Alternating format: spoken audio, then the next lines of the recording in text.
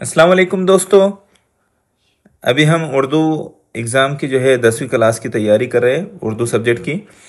तो इसमें हम कवायद देख रहे हैं, कुछ टॉपिक्स हमने कंप्लीट किए हैं और अभी कुछ जो टॉपिक रह गए थे हमारे वो हम कंप्लीट करेंगे। इसके बाद भी एक दो वीडियो में मैं आपको ख़त वगैरह के बारे में मज़मून है, फिर इश्तिहार है और सवाल नंबर एक दो जो हिस्सा एक दो है पैराग्राफ में कैसे जवाब तलाश करते वो भी बताऊंगा। और इंशाल्लाह अगले जो पेपर होने वाले हैं उसकी भी हम तैयारी करेंगे। तो इसके लिए आप चैनल से जुड़े रहिए और सब्सक्राइब कीजिए ताकि आपको नोटिफिकेशन मिलता रहे, और कमेंट भी कीजिए ताकि मुझे अंदाज़ा हो कि आप लोग समझ रहे, कुछ प्रॉब्लम आ रही है अगर तो बताइए, और आपके कोई सवाल हो तो वो भी बताइए। ठीक है। यहाँ देखिए, हम इसमें जो टॉपिक समझेंगे वो हरफ जार है, तरकीब इजाफी वाव अत्फ है। ठीक है। तो सबसे पहले हरफ जार हम देखते हैं। हरफ जार क्या होता है, ये सब एक एक मार्क्स के लिए आते हैं। ठीक है। हरफ जार अभी बहुत शॉर्ट टाइम होने की वजह से मैं क्या करता हूँ, वो तफसील में ना जाते हुए मैं आपको शॉर्ट तरीके में बता देता हूँ। ठीक है।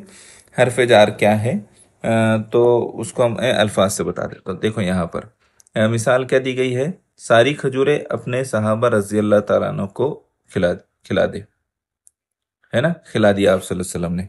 तो ये जो को आया है, ये यहाँ पर हरफे जार है। जो को, ने, मैं, की, से, इस तरह के जो अल्फाज होते हैं ना, तो ये हरफे जार को जाहिर करते हैं। अभी आप मुख्तसर तौर पर इतना याद रखिए। ठीक है। इस पर मैंने एक तफसीली वीडियो भी पहले शेयर किया हुआ हो। अभी वक्त की नज़ाकत को देखते हुए इतना याद रखिए कि हरफे जार में ये अल्फाज शामिल होते हैं। ठीक है। आपको याद रखने के लिए इससे याद रखिए, जब इस तरह से आ जाएंगे तो आपने इसको हरफ जार के तौर पर सिलेक्ट करना है। दूसरा देखिए, इजाफी तरकीब वाले जो अल्फाज हैं तो वो कैसे होते हैं, तो यहाँ देखिए, अल्लाह के रसूल सल्लल्लाहु अलैहि वसल्लम, है ना, दो अल्फाज को कैसे जोड़ा जा रहा है, मज़ामीन के मुसव्वदात, तालीम के मौजू, सिला व सलामती, सॉरी सिला व सताइश के तलबगार। तो ये ये के से जो जोड़ा जा रहा है ये इजाफी तरकीब है। इसको भी याद रखिए। अगर इस तरह से आता है तो इजाफी तरकीब वाले सवाल तो आमतौर पर ज़्यादा नहीं आते, लेकिन अगर आए भी तो आपने याद रखना है।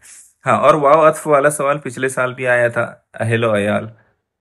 अहलो अयाल, अभी यहाँ पर वाव अत्फ की एक बात याद रखिए कि वाव अत्फ जब किसी से लगता है ना तो वह पहले वाले लफ्ज से जुड़ जाता है। जैसे यहाँ ईसार और खुलूस दिया हुआ लिखा हुआ है, तो ईसारो खुलूस, इसको किस तरह पढ़ा जाएगा, ईसारो खुलूस। जाहो जलाल, अमीरो गरीब, बरगो बार, इस तरह से इसको पढ़ा जाएगा वाव अत्फ लगने की वजह से। तो ये ये वाव अत्फ है। ठीक है। इसको याद रखिए। इसमें और एक टॉपिक है, मुजाफ और मुजाफ इलैह। तो मुजाफ क्या है, मुजाफ का मतलब होता है इजाफा किया गया, अफजू, ज्यादा। कवाइद में यहाँ पर देखो उसके बारे में लिखा है, वो इस्म जिसे इजाफत या निस्बत दी जाए, मुताल्लिक या मंसूब किया जाए, वो इस्म जो दूसरे इस्म के साथ जोड़ा जाए, मुजाफ कहलाता है। जो इसका मतलब क्या होता है, जुड़ा हुआ, पैवस्ता, मिला हुआ, निस्बत किया हुआ। तो ये याद रखें। और मुजाफ इलैह क्या होता है, वो इसमें जिसकी तरफ कोई दूसरा इसमें मंसूब किया जाए। तरकीब इजाफी का वो जुज जिसकी तरफ कोई बात मंसूब की जाए, जैसे दिन का उजाला। तो यहाँ पर जो दिन होगा ये क्या होगा, मुजाफ इलैह। ठीक है। दिन क्या रहेगा, मुजाफ इलैह रहेगा, और उजाला क्या होगा, मुजाफ होगा। देखो उसकी कुछ मिसालें यहाँ पर दी हुई हैं। उन्होंने बच्चों के अदब में बेशबहा इजाफा किया। तो यहाँ पर बच्चों के अदब जो लफ्ज आया है, तो इसमें हमको पहचानना है कि जो शुरू में आ रहा है वो क्या है। आसानी से याद रखने के लिए आप ऐसा याद रखें कि जो शुरू में आ रहा है वो मुजाफ इलैह है, और जो बाद में आ रहा है वो मुजाफ है। दोनों में से एक ही बात याद रखें। बाबा जी का भोला, तो यहाँ पर बाबा जी क्या है, ये मुजाफ इलैह है। ठीक है। और भोला क्या होगा, मुजाफ मुजाफ होगा। ठीक है, मुजाफ। शामियाने में मगरिब के बाद मुसलमानों का जलसा था, मुसलमानों का जलसा, तो मुसलमानों क्या होगा, मुजाफ इलैह होगा, और जलसा मुजाफ होगा। ठीक है। हसरत का ताल्लुक इसी तरह से ये सब है। अब इसमें एक और सवाल आता है, फिक्रे के लिए लफ्ज, यानी अल्फाज का एक मजमुआ दिया जाता है और उसके लिए एक लफ्ज लिखना होता है। जैसे शेर कहने वाला, तो उसे क्या कहते हैं? शायर। तसनीफ करने वाला, मुसन्निफ। तांबे या पीतल की तस्त को क्या कहते हैं? थाल। दूर तक पत्थर फेंकने का एक आला, ये क्या कहलाता है? मंजनिक। जिस जंग में हुजूर सल्लल्लाहु अलैहि वसल्लम ने शिरकत की, गजवा।